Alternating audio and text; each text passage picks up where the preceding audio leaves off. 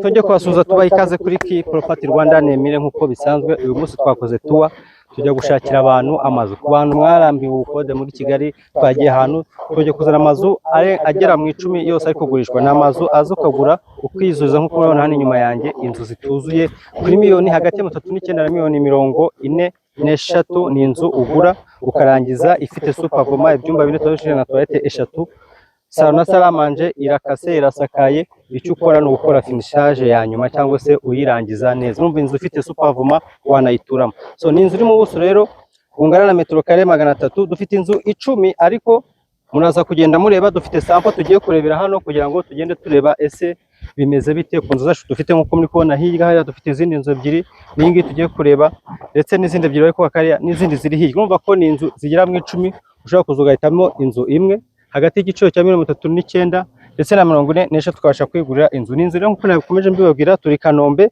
mu Busanza hafi, ndetse ni nk'iminota nk'icumi uvuye kuri kaburimbo uramanuka uvuye kuri polisi, cyangwa se ukamanukira kuri midugudu y'abantu bavuye Nyarutarama ku bantu bahazi, ukaza ukatugera kuri iyi nzu. So reka dutemberane rero, genda mbereka. Ni inzu ubona ko ifite umuzenguruko w'amatafari, imeze neza, ikinze, uza ukahita urangiza. Dutemberane iyi nzu yacu turebe nkuko ubona ko ni inzu nziza iri ruguru y'umuhanda. Ubona ko ruguru y'umuhanda ni ahantu haba hameze neza, umva ko ni ahantu nagushishikariza kugura. Nujya kugura inzu, reba inzu iri ruguru y'umuhanda kuko ni inzu nziza, akenshi idakunze guhura n'ibiza cyangwa se n'ibizazana. Nk'inzu nziza rero ruguru y'umuhanda Kanombe mu Busanza, nkuko nakomeje kubabwira. Ubona ko ni inzu nziza, urabona ko irarangiye, ifite inkingi nziza zikomeye, irasa neza. Ubona ko hano ndi ufite view kuri bariko ureba hariya, uba ureba kuri horizon. Ku bantu bazi kuri horizon hano kuri ino nzu, uba ureba kuri horizon. Ubona ko ni inzu iri ahantu heza, Air Force hariya ruguru, ni ibintu byiza. Ni nk'iminota 10 uvuye kuri kaburimbo ukagera ahantu duhagaze, umanukira ku bantu aho abantu bavuye Nyarutarama batuye. Niba muhazi ku mudugudu waho ari mu Busanza uhita umanuka. Reka twinjire mu nzu. Ubona ko ni inzu ifite supervoma, imeze neza, ifite inzugi nziza ziri double, bariko nziza nkuko mwabibonye. Ndabereka sample muri hangana, umva inzu itarangiye. Ubona ko ifite supervoma, imeze neza. Ni ukuzita ushyiraho nuza yanyu kushe ya nyuma, usiga irange, parafo no kwitishiramo. Hano no kwita ugira ushyiramo hano hasi wituteraho amakaro. Ubona ko ni ibintu byiza. Reka turebe. So iyi ni salo, kuko nakomeje kubabwira. Ubona ko ni salo nini. Ubona ahantu ndi ni salo imeze neza, ni inzu ikase neza. Hano tukagera salamanje. Reka mbereke muze turebe iyi salamanje hano dufite. Ubona ko iyi ni salamanje. Ubona ko uje ukagura ino nzu miliyoni nka 42 cyangwa n'andi bagukuraho, uraza washima tukaguhuza n'umudeveloper akagukaturira. Ubona ko iyi ni salamanje. Uruhande tuhagiramo igikoni. Ubona ko nacyo ni igikoni kimeze neza, kinini, kisanzwe. Ubona ko ibintu byose bimeze neza. So ikindi rero, nk'inzu nababwiye ifite umuzenguruko hose n'amatafari gusa, hamwe na hamwe imbere mu nkuta bagiye bashyiramo ibigigi kandi byiza byumye. Buryo ibigigi bimeze neza byubatse biruta block sima gukomera. So reka turebe hano ikindi cyumba cya mbere. Dufite icyumba cy'abashyitsi kizaba gifite iyi douche na toilette. Babereke aho ni douche na toilette. Iki nacyo kizaba ari icyumba.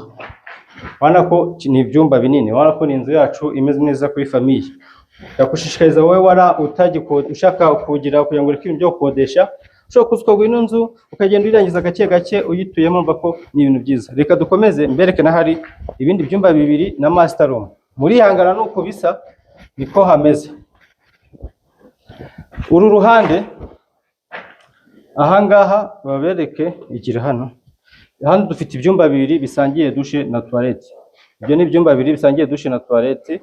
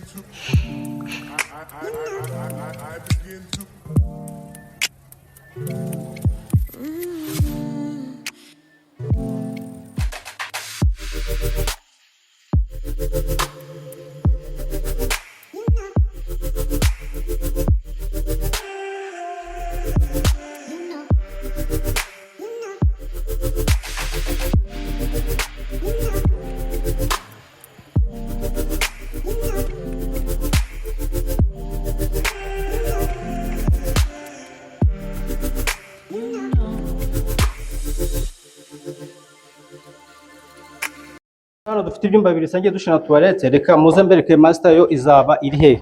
Muri hangana ntihabona ariko niko bimeze, ni inzu nyine nkuko nababwiye itarangiye. Aha ngaha dufite umwanya wazajyamo dushe na toilette ya master, wabivamo aha tukagira icyumba. Ubona ko iyi master yacu ntabwo izaba ari nini, murabona ahantu ndi ifite uno muryango sorry idirishya ushobora gufungura hakazamo umwanya umuyaga uvuye hanze. Ubona ko ni icyumba kizaba ari kinini, ubona ko ni inzu wazamo rwose ibintu byo gukodesha i Kigali ukagenda uyibamo gake gake kandi washyiramo amafaranga atarengeje miliyoni 10-15 bitewe n'amasuku ukeneye.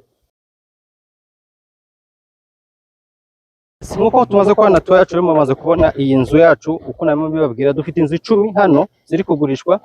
Ni inzu zigera mu 10 turi mu Busanza Kanombe, umanutse ku midugudu y'abantu bava Nyarutama ni hepfo gato cyane, ni iminota 10 uvuye kuri kaburimbo. Aho dufite inzu iyi ni sample, dufite amazu agera mu 10 yose ari kugurishwa kuri hagati ya miliyoni 39 na 43. Inzu mu buso 300, ni inzu waza ukagura ukirangiriza. Inzu ifite byose, irabura ibintu bike, n'amasuku, ifite supervuma ahantu hose, imbere irasinze, umuzenguruko irasakaye. Urumva ko ni inzu waza ukayibamo gake gake ukagenda uyikora ibintu by'ubukode ukabirangiza. Duhamagara rero na tugusurishe zino nzu, uzuhitemo inzu yawe washima. Ni karibu rero, reba nimero zacu ku screen uduhamagara aka kanya.